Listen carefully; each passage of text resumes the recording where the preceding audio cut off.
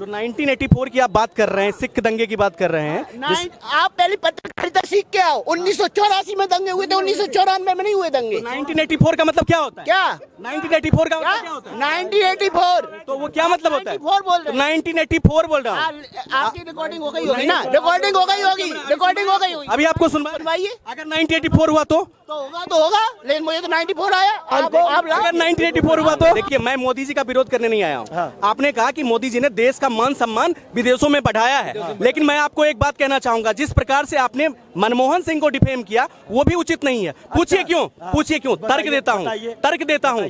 1990 में देश जब आर्थिक विघटन की ओर था तो अपनी नीतियों से देश को बचाने वाले प्रधानमंत्री कौन?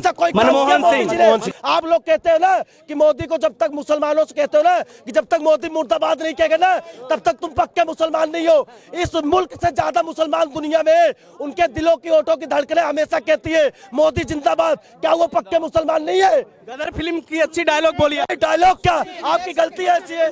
मैं काउंसलर हूँ, मैं मुंबई से हूँ।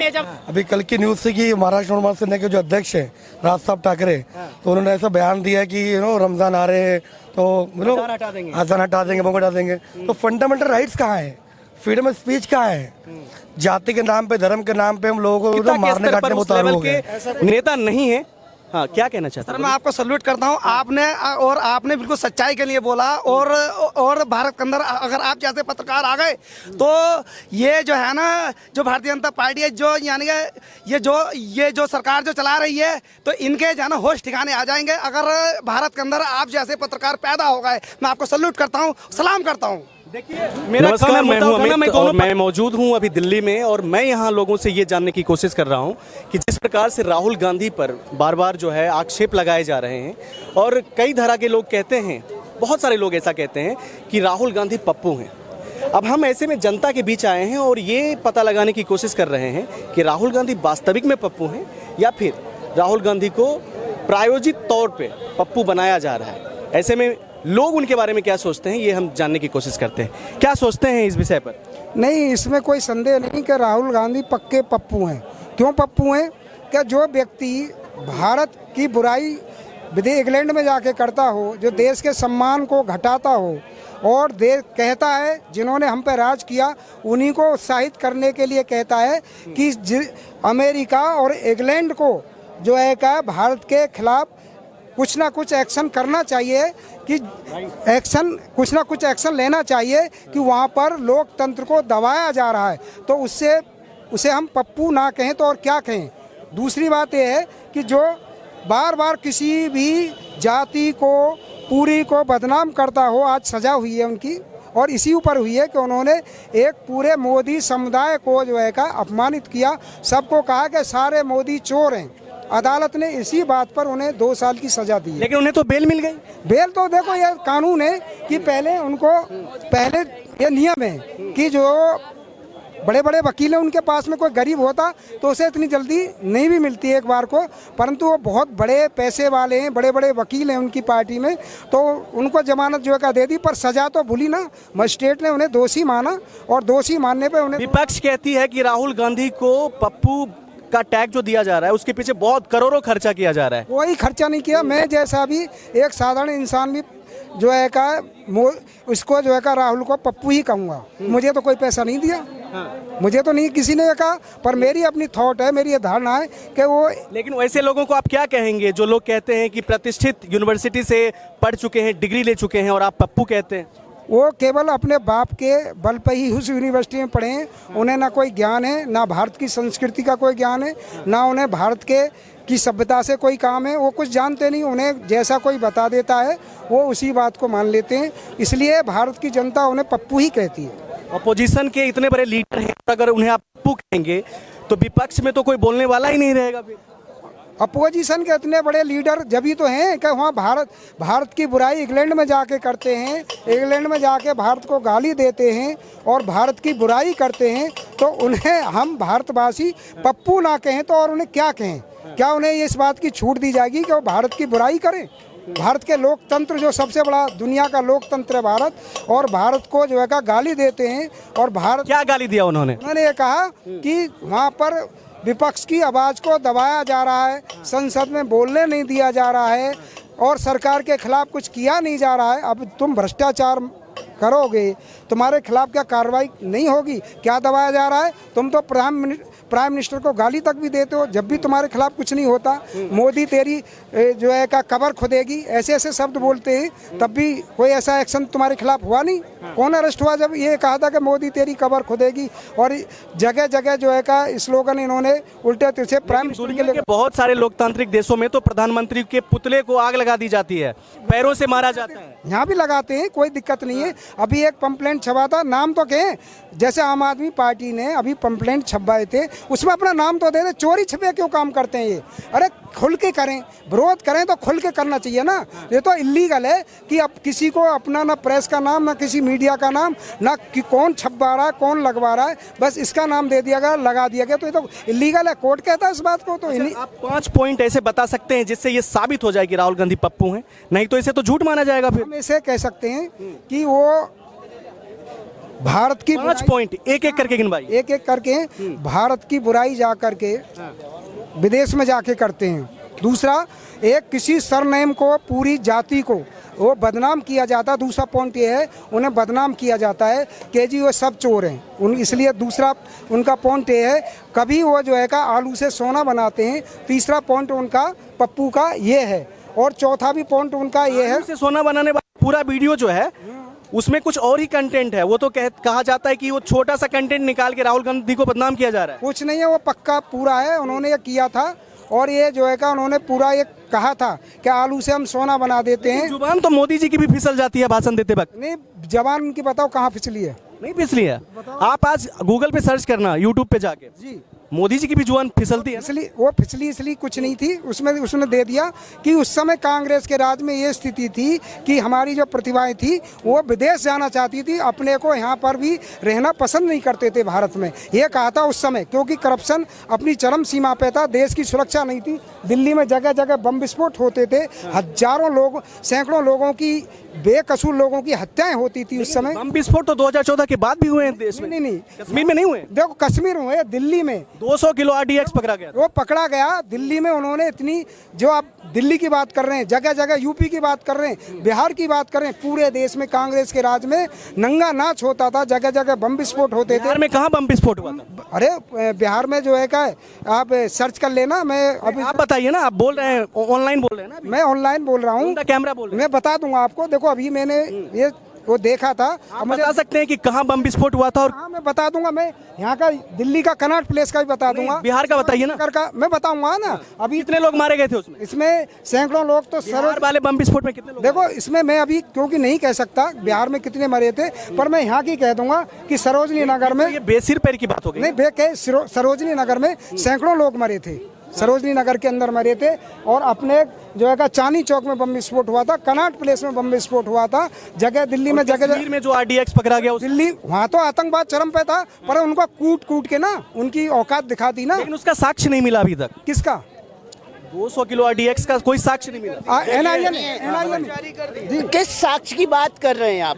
1984 में दंगे हुए, अभी तक साक्ष्य नहीं मिले। हजारों सरदारों को, सिक्कों को, भाइयों को मार दिया गया, अभी तक साक्ष्य नहीं मिले हैं। और जमानत में कई सालों तक बाहर घूमते रहे अपराधी। साक्ष्यों की बात कर रहे हैं आप? इस देश में तो जब 1947 में बंटवारा हुआ, जो कत्लेआम हुआ, उसके साक्ष्य भी अभी तक नहीं मिले हैं। लेकिन लोग आपसे ये भी तो सवाल करेंगे कि 1984 में दंगे हुए क्यों? क्या जो 1984 की आप बात कर रहे हैं, सिख दंगे की बात कर रहे हैं, आप पहले पत्रकारिता सीख के आओ। 1984 में दंगे हुए थे, 1994 में नहीं हुए दंगे। 1984 का मतलब क्या होता है? क्या 1984 का मतलब क्या होता है? 1984 तो वो क्या मतलब होता है? 1984 बोल रहे हैं। 1984 बोल रहा हूँ। आपकी रिकॉर्डिंग हो गई होगी ना? रिकॉर्डिंग हो गई होगी, रिकॉर्डिंग हो गई होगी। अभी आपको सुनवाइए। अगर 1984 हुआ तो होगा, लेकिन मुझे तो 94 आया। आप अगर 1984 हुआ तो सुनवाओ। मैं आपको सुनवाता हूँ, मैं आपको पूरी सुनवाता हूँ। चलिए और बताइए। मैं आपको वीडियो क्लिप सुनवाओ पहले। अब बात हो जाओ, सुनवाओ। वीडियो के बाद आपको नहीं सुनवाओ, नहीं पहले ही सुनवाओ, बात खत्म हो जाएगी। सुनवाओ। रिकॉर्डिंग स्टार्ट है, रिकॉर्डिंग। चलिए ठीक है, कोई बात नहीं, गलती इंसान से, कोई बात नहीं। हाँ, क्या कहना चाहेंगे? वही से बोल रहे हैं। देखिए, संस्कृत में एक कहावत है कि प्रत्यक्षे प्रमाणम किम आवश्यकम। प्रत्यक्ष के लिए प्रमाण की कोई जरूरत नहीं है। ठीक है। भाई साहब, कैमरा एक्चुअली तो प्रत्यक्ष हमने देखा ना। मैं बाकी आपको में तो बताता भूल हूँ, होती है। ठीक है, आप 1984, चलिए खैर उस मुद्दे को छोड़ते हैं। बोलिए। 1984 में जो सिख दंगे हुए, जिसमें मास लेवल पे मारे गए लोग, वो एक बहुत ही कह सकते हैं क्रूर घटना थी। ऐसी घटना भारत के इतिहास में नहीं होनी चाहिए, मानव इतिहास के लिए शर्मसार घटना है। लेकिन क्यों हुआ था? क्या हुआ था आपको नहीं पता? क्या क्यों हुआ था? आपसे पूछ रहा हूँ ना, मुझे पता है, आपसे वेरीफाई कर रहा हूँ। नहीं, आप कह रहे हैं कि उसके साक्ष्य नहीं है, तो क्यों हुआ था? इंदिरा गांधी की हत्या के बाद हुआ था। ठीक है, अब हत्या एक सिख ने की थी, पूरी सिख समाज ने तो नहीं की थी ना। तो पूरी सिख समाज को उसका गुनहगार क्यों माना गया? अच्छा, हाँ, जवाब है आपके पास। लेकिन उसी सेंटीमेंट में मारी गई ना इंदिरा गांधी। क्या सेंटीमेंट में तो महात्मा गांधी मारे गए, फिर नाथूराम को आतंकी क्यों कह रहे हो आप? अगर मैं कह रहा हूँ ना, थोड़ा को आतंकी। बोलते हैं कांग्रेसी, बोलते हैं क्या पहला आतंकी था इतिहास का? आप बोलते हो ना, मीडिया भी बोलती है। मैं नहीं बोल रहा हूँ ना, आप मुझे कोट क्यों कर रहे हैं? आप नहीं बोल रहे तो कांग्रेसी तो बोल रहे हैं। ठीक है, हाँ, बस तो अब सिख समाज का एक आदमी गुनाह कर रहा है, उसके पीछे पूरी सिख समाज तो गुनहगार नहीं होती। बिल्कुल नहीं है, बिल्कुल नहीं है।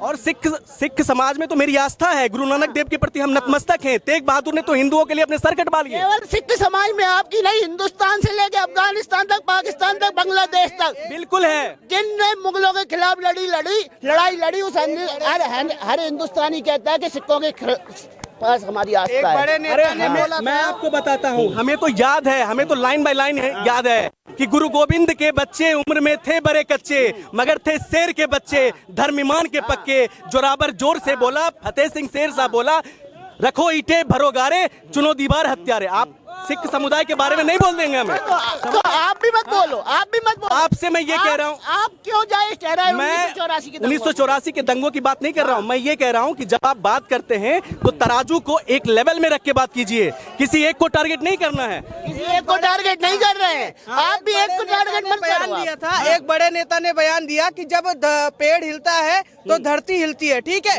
उस बयान का क्या मतलब है? उस बड़े नेता का नाम स्वर्गीय राजीव गांधी। उस बयान का क्या मतलब है? उस बयान के बाद जो हथियारे सड़क पे घूमते रहे, आज मोदी सरकार आई, न्यायालय ने उनको सजा दिया। तो आने वाले टाइम में जैसे जैसे जो भी अपराधी होगा, ताहिर हुसैन हो चाहे कोई भी हो, उनको उसी हिसाब से सजा मिलेगी और टाइम पे मिलेगा। देखिए, आप लोग मुद्दा नहीं समझ पाए। हम आप लोगों से आज ये पूछने आए थे कि जिस तरीके से जो हंगामा चल रहा है, हर जगह हंगामा चल रहा है, राहुल गांधी को पप्पू बोला जाता है, तो मेरा क्वेश्चन ये है कि राहुल गांधी वास्तव में पप्पू है या ये टैग बीजेपी के द्वारा प्रायोजित टैग है? आप ये बताइए, किसी विदेशी बेटा कहीं विदेश में जाकर भारत के खिलाफ बयान दे तो वह पप्पू नहीं तो क्या होगा? जीनियस होगा।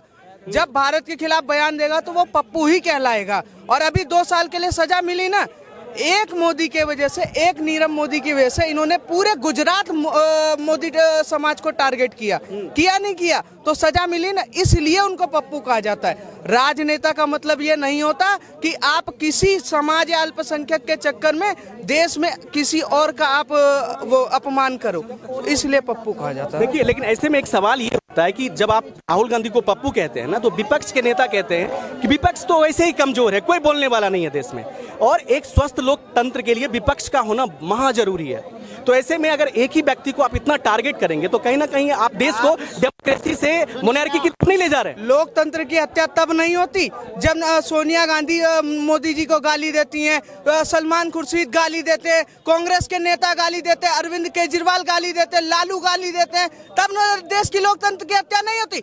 ये अपने पतन का विपक्ष खुद कारण है। देश की जनता वोट दे रही, वो पागल नहीं है। उनको दिख रहा है कि हमारा प्रधानमंत्री ऐसा क्या कर रहा है कि विपक्ष के लोग क्यों गाली दे रहे हैं, क्यों गाली दे रहे हैं। और अगर ऐसे लोग गाली दे रहे हैं तो उनका पतन होना जरूरी। मैं कहता हूँ नए नेता है ना जो ईमानदार हो, मोदी के टक्कर में हो। मोदी के अंदर मैं कहता हूँ 1000 कमियां होगी, 1000 कमियां उठाने का तरीका होता है ना।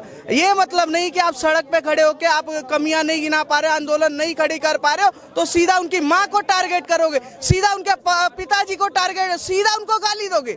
क्या संवैधानिक पद जब वो भूलेंगे तो उनका पतन वो खुद कर रहे हैं। क्या सीबीआई का या ईडी की छापा लगती है? अगर आप ईमानदार हो न्यायालय जाओ ना, न्यायालय जाओ, न्यायालय से लड़ो। आज न्यायालय है ना, पर ये नहीं जाते। इनको पता है कि हम अपराधी हैं। एक बात बताओ, आपने कहा विपक्ष का होना जरूरी है। आप घोड़ों की रेस में घोड़े ही विपक्ष होंगे ना, गधा तो विपक्ष नहीं बन सकता ना। तो भाई योग्यता रखोगे तभी विपक्ष मानेगी देश की जनता। किसे योग्य मानते हैं आप?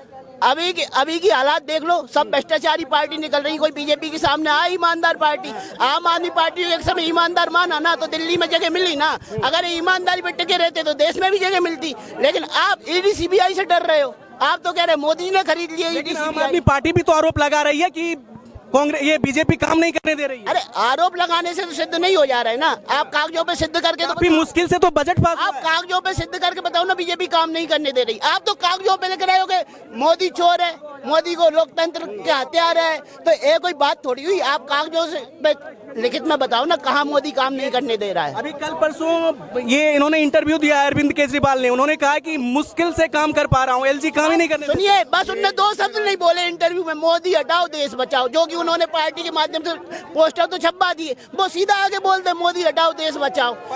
उन्हें कोई देश से लेना देना नहीं है, उन्हें खालिस्तान से लेना देना, उन्हें प्रधानमंत्री बनना है भविष्य का। आज पंजाब में उनके आने के बाद क्या दशा हो रही है पंजाब में, खालिस्तानी विचारधारा दोबारा कैसे पनप रही है।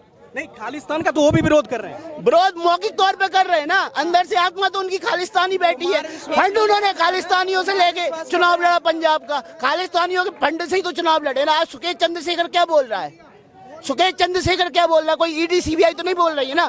केजरीवाल के खिलाफ सुकेश चंद्रशेखर बोल रहा है ना, मैं जल्दी उनके खिलाफ भी सबूत दूंगा, उन्हें भी जेल पहुंचाने का काम करूंगा। केजरीवाल अगर मुश्किल से काम कर रहे हैं तो भैया आसानी से दारू कैसे बांटती फिर? भाई आसानी से दारू भी तो बांट दी, एक पे एक फ्री। तो ये लोग जब इनके ऊपर सीबीआई और वो ईडी पहुंचती है। दारू की बात की रोकना चाहूंगा आपको। केजरीवाल दिल्ली में अच्छी पॉलिसी लाकर हम लोगों को दारू तो बांट रहे हैं, लेकिन मिलावट दारू नहीं बांट रहे हैं। गुजरात में दारू बैन है, ड्रग स्टेट है, उसके बावजूद करोड़ों की खपत होती है वहां पे, और हजारों लोग जो है गंदी दारू पीने की वजह से, मिलावट वाली दारू पीने की वजह से मौत में समा रहे हैं। को देखोगे जहाँ वो जीत गए 156 सीटें, फिर भी गुजरात कह रहे हो। मोदी जी को 156 सीटें मिल गई गुजरात में, और 5 बार 4 बार लगातार गुजरात के लोग समर्थन दे रहे। फिर भी आप दिल्ली की बात नहीं करोगे, सीधा गुजरात पे जाओगे, क्योंकि मोदी की बात बुराई करनी है ना। मोदी तो एक ऐसा नेता है जो देश को अपने दुनिया में चमका दिया। आज हिंदुस्तान का मान सम्मान विदेशों में बढ़ा है। G20 का सम्मेलन होने वाला हिंदुस्तान में, आप क्या बात कर रहे हो? इन लोगों के चक्कर में पड़े हो। इन्होंने तो हिंदुस्तान को, मनमोहन जी प्रधानमंत्री थे तो कहाँ खड़े होते थे? दूसरी तीसरी कतार में, और चुप मार के जैसे प्रधानमंत्री नहीं है जाके ऐसे मजे ले रहा है। तो इनको हम क्यों नेता चुने? राहुल गांधी के पार्टी को वोट देने का मतलब है ना अपना वोट गड्ढे में डालना। इससे अच्छा हम ना और किसी को वोट देते। मोदी जी तो एक हिंदुस्तान को, देखिए एक रोकना चाहूंगा। देखिए मैं मोदी जी का विरोध करने नहीं आया हूँ। हाँ। आपने कहा कि मोदी जी ने देश का मान सम्मान विदेशों में बढ़ाया है, लेकिन मैं आपको एक बात कहना चाहूंगा, जिस प्रकार से आपने मनमोहन सिंह को डिफेम किया वो भी उचित नहीं है। पूछिए क्यों, पूछिए क्यों। तर्क देता हूँ 1990 में देश जब आर्थिक विघटन की ओर था तो अपनी नीतियों से देश को बचाने वाले प्रधानमंत्री कौन? मनमोहन सिंह जी हाँ। अब सुनिए और एक व्यक्ति और कहता है, एक कहावत है, पहले मेरी बात तो अब सुनिए, एक कहावत है, एक सेकेंड मेरी बात सुनिए। एक कहावत है, थोथा चना बाजे घना। अत्यधिक बोलने से भी कुछ नहीं होता है जब आप धरातल पर काम करते हैं। आप सुनो, मनमोहन सिंह जी थे, उन्होंने कहा था कि अल्पसंख्यकों का सबसे पहला अधिकार हिंदुस्तान के संसाधनों पे है। और मोदी जी ने अगर लोगों को गैस सिलेंडर दिया, नहीं तू मुसलमान है तुझे गैस सिलेंडर नहीं दूंगा, तू हिंदू है तुझे गैस सिलेंडर दूंगा, तू मुसलमान है तुझे आवास नहीं दूंगा, तू मुसलमान है तुझे रोड पे नहीं चलने दूंगा, तू मुसलमान है तुझे अनाज नहीं दूंगा, तू हिंदू है तुझे दूंगा, तुझे वैक्सीन नहीं लगाऊंगा। ऐसा कोई काम किया मोदी जी ने? आप लोग कहते हो ना कि मोदी को, जब तक मुसलमानों से कहते हो ना कि जब तक मोदी मुर्दाबाद नहीं कहेगा ना तब तक तुम पक्के मुसलमान नहीं हो। इस मुल्क से ज्यादा मुसलमान दुनिया में, उनके दिलों की ओठों की धड़कनें हमेशा कहती है मोदी जिंदाबाद। क्या वो पक्के मुसलमान नहीं है? गदर फिल्म की अच्छी डायलॉग बोली है। डायलॉग क्या, आपकी गलती ऐसी है। तुर्की में जब आपदा आई किसने पहले मदद जाके की? प्रधानमंत्री नरेंद्र मोदी ने। ये एक तुर्की तो मुकर गया।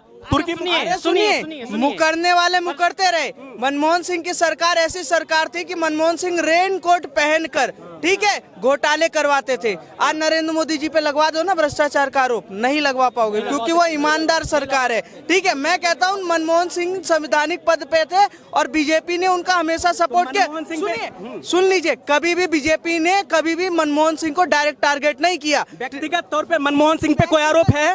व्यक्तिगत तौर पे नहीं है, पर संविधान के तौर पे वो भारत के मुखिया थे, तो उनका काम है कि अगर उनके साथी भ्रष्टाचार कर रहे तो उनके ऊपर तुरंत से तुरंत कार्रवाई करे। क्यों नहीं कर रहे थे? रिमोट से सरकार चल रही थी ना।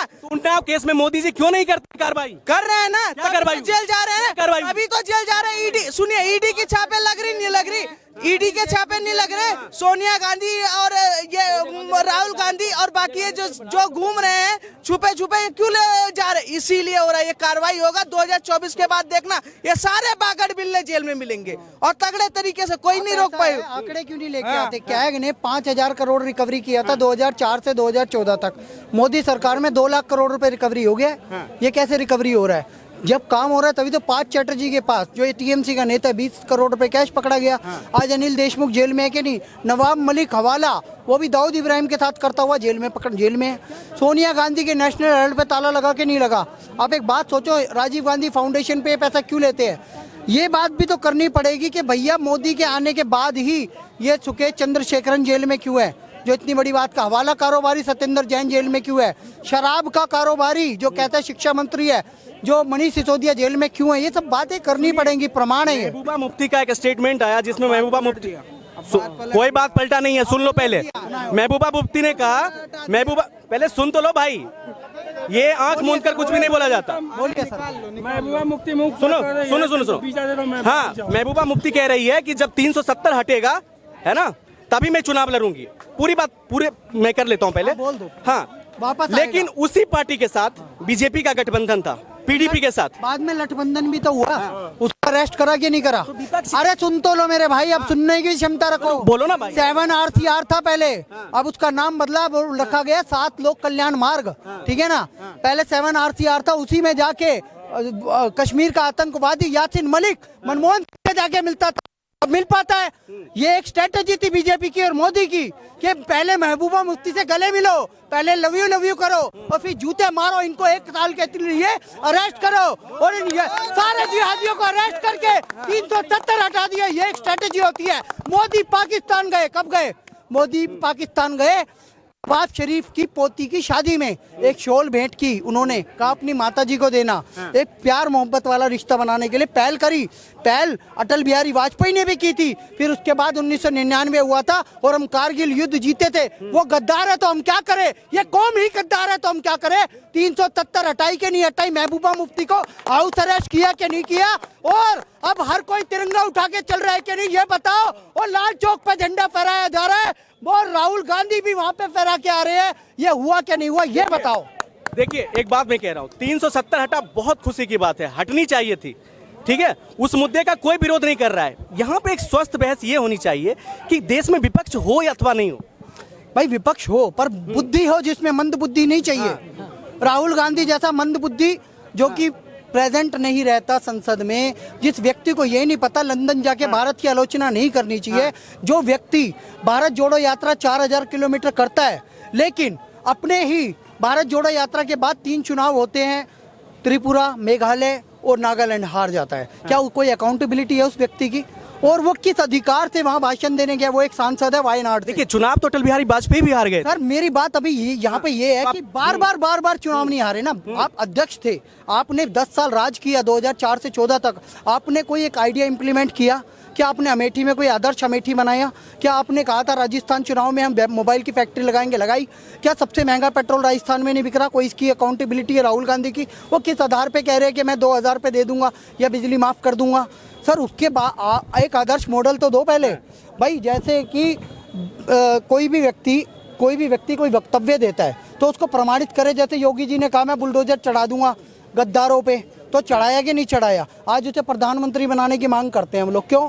क्योंकि वो एक भी गद्दार को नहीं छोड़ता। अतीक अहमद हो, चाहे वो विकास दुबे हो, चाहे वो मुख्तार अंसारी हो, चाहे वो आजम खान हो जिसने भारत माता को डायन कहा था, सबको लाइन पे लगा दिया। ऐसी अकाउंटेबिलिटी जिस दिन राहुल गांधी की होगी तो विपक्ष का नेता बनने लायक, अभी तो वो नालायक है। अच्छा, हाँ, विपक्ष में भाई कोई मजबूत आदमी होना मेरा मुद्दा यही था कि जिस तरीके से ये प्रकरण चल रहा है राहुल गांधी वाला, और राहुल गांधी के मानसिक स्थिति को लेकर और बहुत सारी चीज़ों को लेकर जो बात की जा रही है, मैं वही सवाल आप लोगों से करने आया था। हालांकि अगर मैं सवाल करता हूं तो मैं सोचता हूं कि सवाल दोनों पक्ष से करूं, और आप लोगों को ये मानने की जरूरत नहीं है कि मैं किसी पर्टिकुलर पार्टी का कोई एजेंडा चला रहा हूँ, उससे मेरा कोई फायदा नहीं है। मैं देखिए धारा 370 के समर्थन में हूँ, होना चाहिए, खुल के कह रहा हूँ, ऑन कैमरा कह रहा हूँ, ठीक है। लेकिन मेरा मानना यह है कि देश में विपक्ष का होना बहुत जरूरी है। आप अमेरिका जैसे देशों में देखेंगे कि जब ट्रंप प्रधानमंत्री वहां का प्रेसिडेंट था तो खुल के लोग उसका विरोध करते थे ना। पर क्या भ्रष्टाचारी विपक्ष होगा क्या? स्वस्थ हो ना, जो विपक्ष ऐसा हो कि जो तानाशाही रवैया आगे नहीं बढ़ेगा। रवैया तो 1975 में भी था ना। 1975 में रातों रात आपातकाल लगा दिया गया। प्रेस में जब अखबार छपते थे तो पहले प्रधानमंत्री कार्यालय जाता था, चेक होता था, उसके बाद जनता में जाता था। तो वो तानाशाही नहीं था क्या? आज नरेंद्र मोदी जी ने आपातकाल लगाया हुआ है? नहीं लगाया हो ना। देश में लोकतंत्र जिंदा है और बिल्कुल तरीके से काम कर रहा है। बिहार में पत्रकार को उठा के जेल में डाल दिया गया, क्या वो लोकतंत्र की हत्या नहीं थी? लोकतंत्र की हत्या विपक्ष अपने आप से कर रही है, और समय समय पे जहां जहां मौका मिला विपक्ष ने किया। पर ये कहते हैं कि लोकतंत्र की हत्या मोदी जी कर रहे हैं। लोग मोदी जी तो सबका साथ सबका विकास की बात करते हैं। पॉलिटिकल पार्टी ऐसी नहीं है ना कि जो पूरी तरह से हो। तो बीजेपी में क्या खामियां हैं? 2-4 खामियां जो आपको। देखिए, भारत का जो नेता है इस समय नरेंद्र मोदी है, ठीक है। हम नरेंद्र मोदी जी को जानते हैं, उनकी टीम को नहीं जानते। हमें यह पता है कि मोदी जी हैं तो उनकी टीम एक पैसा नहीं खा पाएगी, ठीक है। हम उनसे ये पूछना चाहते हैं कि आप जब देश में नेता थे तो आपकी टीम कैसे पैसा खाती थी? पैसा खाने की बात आपने की ना, बीजेपी मंत्री के बेटे के पास 600 करोड़ रुपए पकड़े गए, उसके बाद 600 करोड़ नहीं, 40 लाख। एक सेकंड, कर्नाटक में 40 लाख रुपए पकड़े गए, जिसके बाद उस पर कार्रवाई की गई। बीजेपी का विधायक का बेटा था, ठीक है। कार्रवाई 40 लाख है, जो भी आंकड़ा, मुझे इसका नहीं पता। कार्रवाई सरकार ने किया और जिसने पकड़ा वो केंद्र में ईडी ने ही पकड़ा है। आपको जानकारी के लिए बता दूं, मोदी जी समय समय पे हर पे कार्रवाई कर रहे हैं। क्या अगर बीजेपी का वो के विधायक का बेटा था, चाहते तो कार्रवाई नहीं करते, पर उन्होंने कार्रवाई की। और जो भ्रष्टाचारी होगा लालू, चारा घोटाला करके बैठे तो उनको जेल भेजा, सही किया या गलत किया? आप बताओ। बिल्कुल सही है। शराब मंत्री, सुनिए, शराब मंत्री, शिक्षा मंत्री जो बन के बैठा है दिल्ली में, उसने घोटाला किया तो उसको जेल भेजा, तो गलत किया। प्रकरण अभी पूरा खुल के नहीं आया, चल रहा है वो अभी। अगर प्रकरण सही है, सत्येंद्र जैन 8 महीने से जमानत मांग रहे हैं ना, जमानत नहीं मिली, ऐसे इनको भी नहीं मिलने वाला। न्यायालय मोदी जी के पास नहीं है, न्यायालय स्वतंत्र है। विपक्ष कह रही है कि जो ईडी है ना, या फिर बाकी के जो एजेंसियां हैं, वो उनका दुरुपयोग किया जा रहा है। आप भी कर सकते थे, आप भी सरकार में थे ना, आपने क्यों नहीं किया? आपने क्यों नहीं किया? आप मैं कह रहा हूँ भारतीय जनता पार्टी और मोदी जी ये सब पे जांचें बिठा रहे हैं, लेकिन मैं ये कह रहा हूँ उन पे है ना, अडानी पे जांच कब होगी? ये जिसने रेलवे ले लिया, जिसने अडानी पोर्ट पे ड्रग्स पकड़े सुनिए, हैरानी के बाद अमेरिका, सुनिए, अमेरिका की जिस एजेंसी ने, इनके सवाल सुन लीजिए।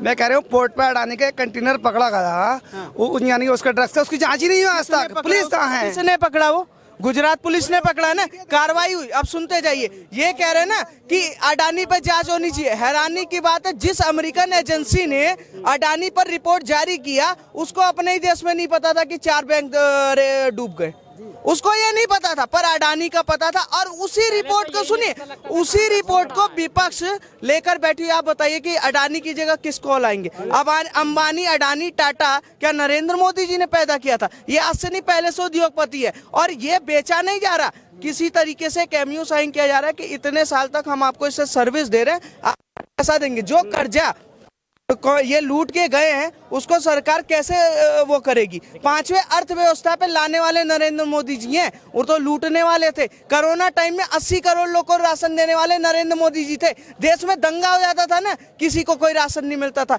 देश में आपातकाल लगा, क्या मिला? किसी को कुछ नहीं। सुनिए, 2000 रुपए 4 किस्तों में नरेंद्र मोदी जी देते हैं, किसानों को 8000 रुपए किसने दिया?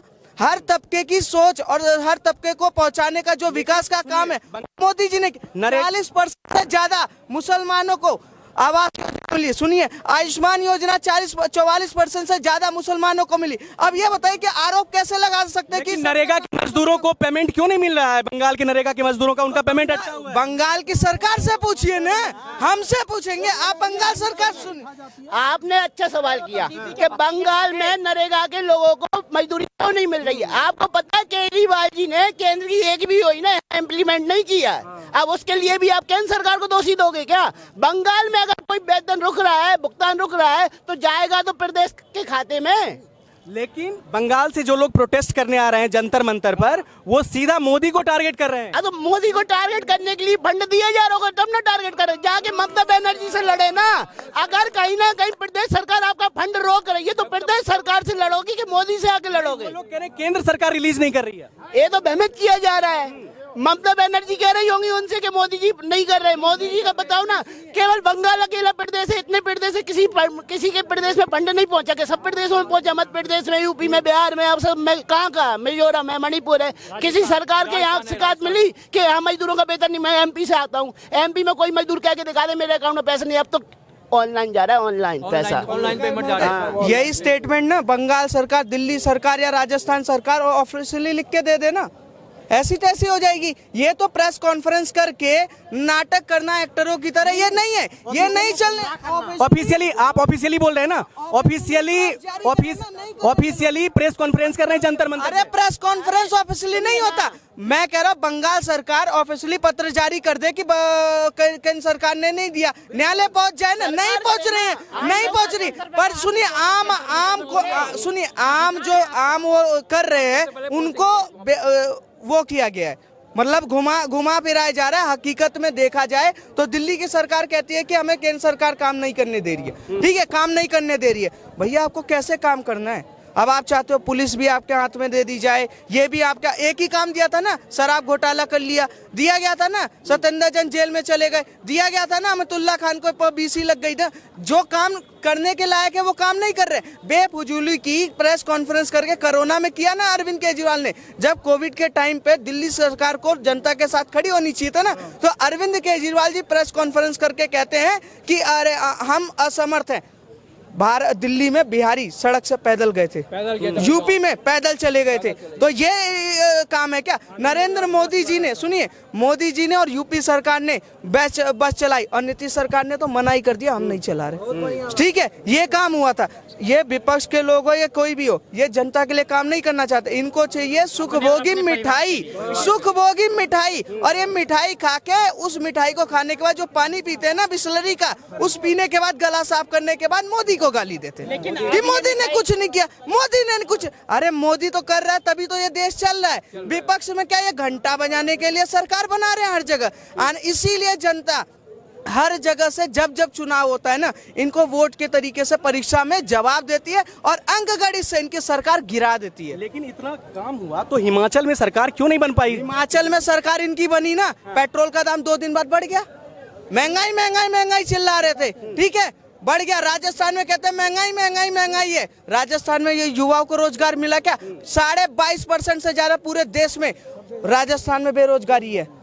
112 या 13 रुपए से ज्यादा लीटर वहाँ पर पेट्रोल है। महंगाई वहाँ पर है देश में। 8 रुपए से ज्यादा 2004 में आटा लेके करते थे, 2014 आते थे 27 में, आज क्या चल रहा है 23, 32 या 33 रुपए किलो आटा मिल रहा है ना। महंगाई तब बढ़ी है, आज नहीं बढ़ी है। चलिए आटा, सुनिए, आटा चावल ये सब जो आपने बोला वो तो ठीक है, लेकिन 2014 में जो स्कूटी आती थी, साधारण सी स्कूटी 58-60 हजार में, आज वो आती है 96,000 में। अगर आप EMI करवा के लेंगे तो 110 में आती है। ऐसा क्यों?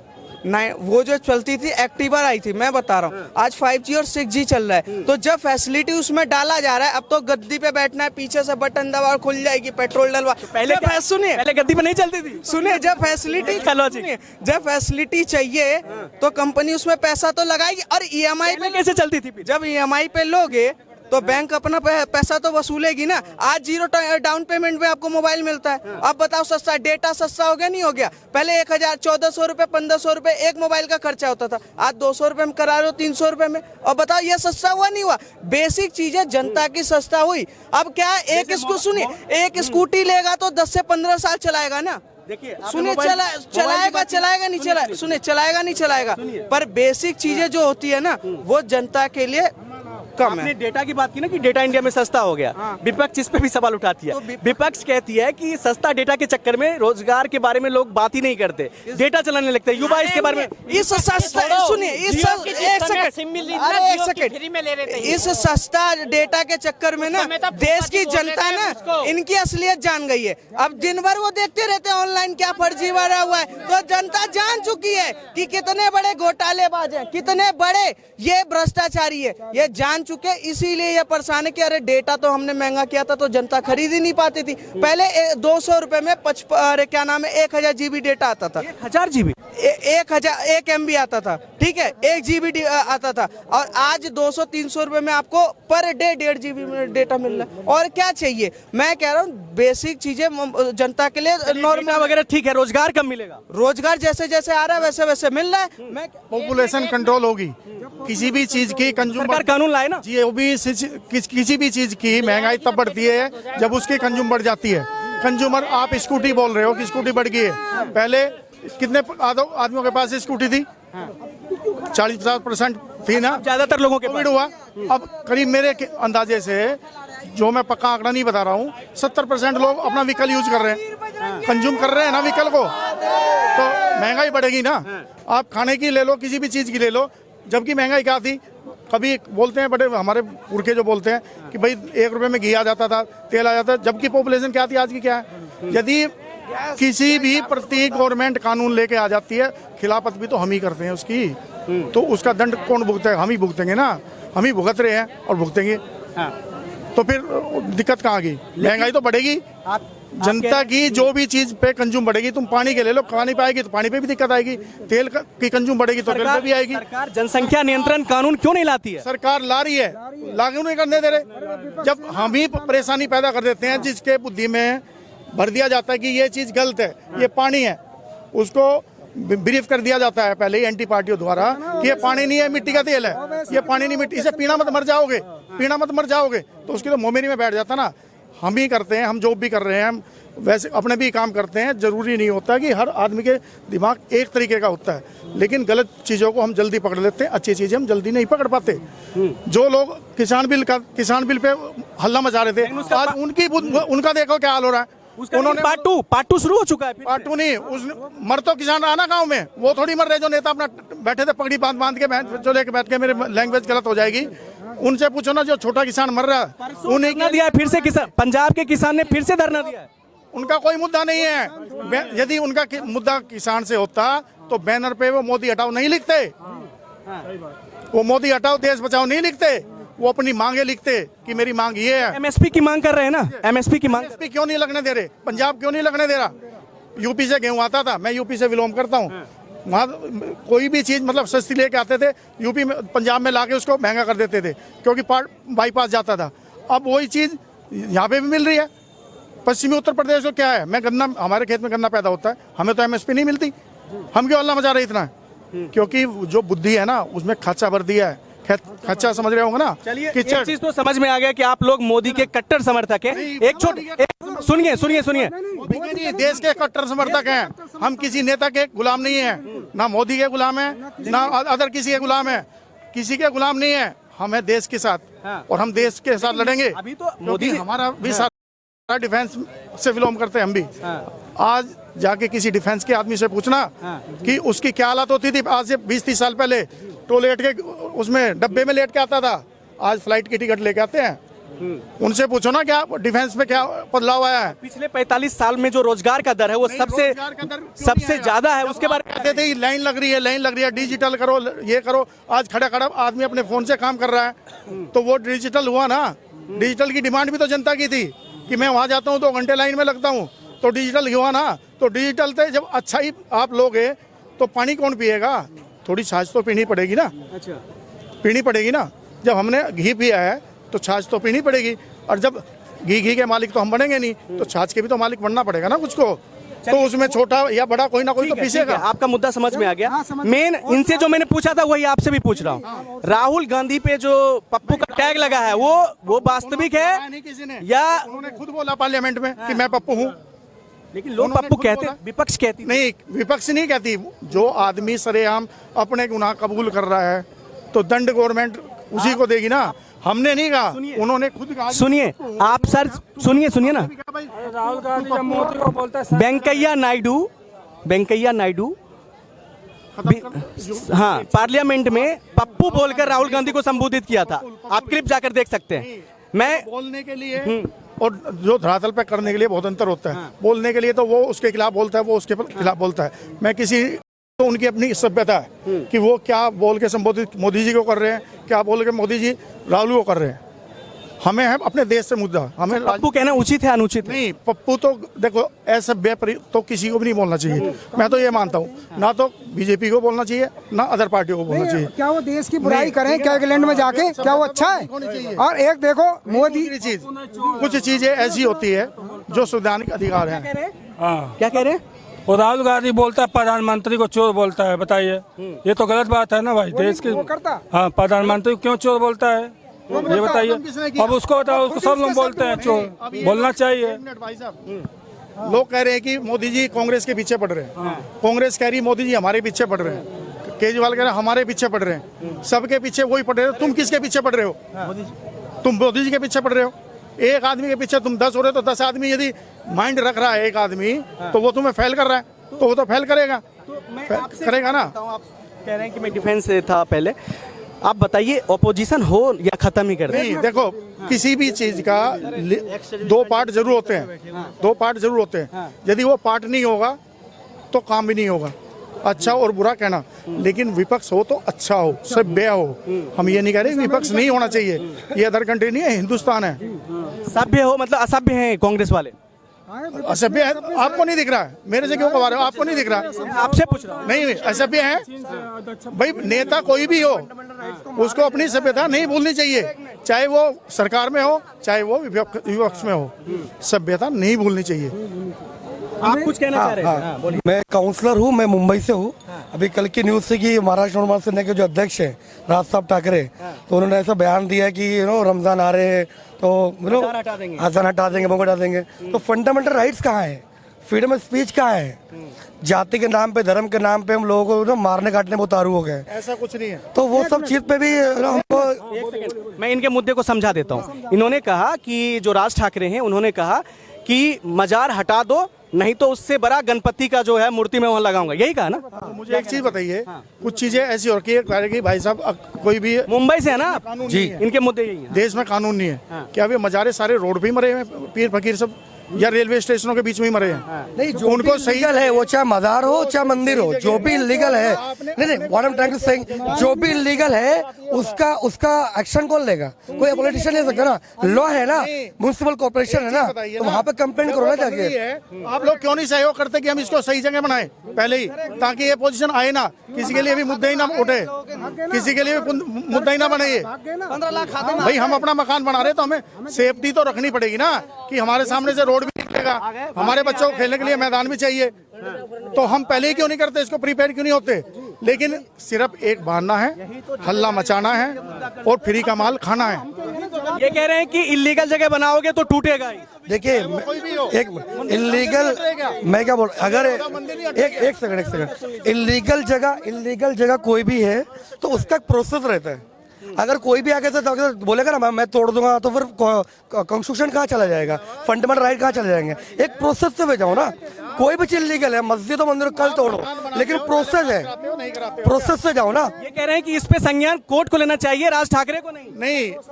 कोर्ट और वो दोनों लिप्त है ना भाई। कांग्रेस एमसीडी या कोई भी म्युनिसिपल कॉर्पोरेशन आती है, वो सब गवर्नमेंट के उसमें ही चलती है ना। लेकिन हम इसी चीज को मुद्दा क्यों नहीं बना रहे कि हम अपने मकान बनाते हैं तो हम अपने मकान को पहले ही देख के बनाते हैं ना, कि भाई रास्ता भी चाहिए, बच्चों को मैदान भी चाहिए, या कहीं भी ठाओ वहीं पे चिन्ह दो, कहीं भी ठाओ वहीं पे चिन्ह दो। आप क्या कहना चाहते हैं? सर मैं कह रहा हूँ, ये भारतीय जनता पार्टी की स्मृति ईरानी ये कहती थी डायन महंगाई खाए जावे, और ये 400 रुपये का स्टैम्प पे जो है गैस हुआ था, और 56 रुपये को ये डीजल पेट्रोल था। तो ये लोग जो धरना प्रदर्शन करते थे, आज पेट्रोल 95 रुपये को 100 रुपये को है, और गैस जो है 1200 रुपये को है। ये जन महंगाई कहाँ है भारतीय जनता पार्टी की? गैस 1200 रुपये हो गया, क्यों नहीं? देखो, जब ये कह रहे हैं ना, जब 400 रुपया थी उस समय 5000 रुपया तनख्वाह थी, उस समय 5000 तनख्वाह थी, आज 15 से 20,000 रुपया तनख्वाह हो गई है। 4 गुनी तनख्वाह है, 4 गुनी। ये जो कह रहे हैं, जहाँ तक आपने कहा ना डेमोक्रेसी, अमेरिका की बात करी थी, अमेरिका में अपने देश के हित के लिए बात की जाती है, परंतु हमारे जो विपक्ष में बैठे, गैस वाला मुद्दा पूछ रहे हैं ना? गैस वाला कह तो रहा हूँ मैं, उस समय 5000 तनख्वाह थी, तो क्यों नहीं 20,000 रुपया तनख्वाह थी? नरेगा वाले मजदूर तो अभी भी 100-200 कमाते हैं। नरेगा वाले जो मजदूर, सुनो, बात वहीं आई है। फिर भी एक मिनट कंज्यूम की बात है। कितनी लोग गैस कंज्यूम कर रहे हैं? अब पहले कितना कर रहे थे कि इतने का सिलेंडर हो गया। गाड़ी क्यों चला रहे हो? तुम खुद चला रहे हो गाड़ी। वो गैस जो थी चूल्हा चलाने के लिए थी। देश के ग्रामीण इलाकों में आज भी लोग सिलेंडर टांग कर चूल्हे पे रोटी बना रहे हैं। नहीं, ऐसा कुछ नहीं है। नहीं, 100 में 1% आदमी मिल सकता है। लेकिन एक चीज मुझे बताइए कि गाड़ियों में सिलेंडर कौन यूज कर रहा है? LPG से गाड़ियां चला रहे हैं लोग। क्यों चला रहे हो? वो चूल्हा क्यों नहीं चलाते? सिर्फ देखिए अड़ंगा डालना है। तमाम मुद्दों पे हमने देखा कि कुछ समर्थक जो हैं वो कांग्रेस के हैं और ज्यादातर समर्थक यहाँ पर बीजेपी के हैं। एक लास्ट सर्वे करते हैं, हम पूछना चाहते हैं कि 2024 में कौन, एक एक करके बताइए कौन? 2024 पीएम मोदी जी। मोदी। कांग्रेस राहुल गांधी।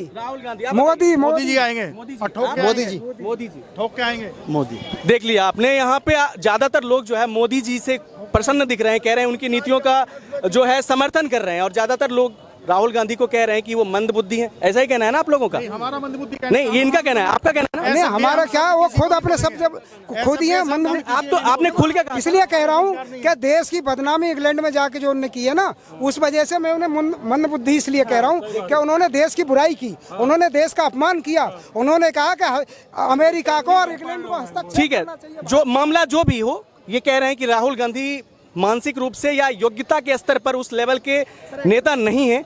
हाँ, क्या कहना चाहते हैं? सर, मैं आपको सल्यूट करता हूँ। आपने बिल्कुल सच्चाई के लिए बोला, और भारत के अंदर अगर आप जैसे पत्रकार आ गए तो ये जो है ना, जो भारतीय जनता पार्टी है, जो यानी ये जो सरकार जो चला रही है, तो इनके जो है ना होश ठिकाने आ जाएंगे अगर भारत के अंदर आप जैसे पत्रकार पैदा हो गए। मैं आपको सल्यूट करता हूँ, सलाम करता हूँ। देखिए, मेरा काम है मुद्दा उठाना, मैं दोनों पक्षों का मुद्दा उठाऊंगा। आप हमें चाहे किसी से भी जोड़ दीजिए, हमें कोई फर्क नहीं पड़ता है। बस मैं ये कहूंगा, लेकिन ज्यादातर लोग आप यहाँ देख रहे हैं कि मोदी के समर्थक हैं, कुछ कांग्रेस के समर्थक हैं। अब आप लोगों का मूल्यांकन करना है। आप कमेंट करके बताइए कि वास्तव में कर देता हूँ। जैसे ये मंदबुद्धि है, ऐसे इनका लीडर है। मैं बोलता नहीं ऐसा भी है। और आपने देखा कि कुछ कांग्रेस के समर्थक हैं, कुछ बीजेपी के समर्थक हैं, और अपने अपने तर्क लोग दे रहे हैं, अपने अपने तर्क से सरकार का मूल्यांकन कर रहे हैं। आप लोग क्या सोचते हैं, और 2024 में किसके सर सेहरा सजेगा और कौन पटखनी खाएगा, ये तय करेगी देश की जनता। तब तक देखते रहिए HNN दस्तक। दीजिए इजाजत।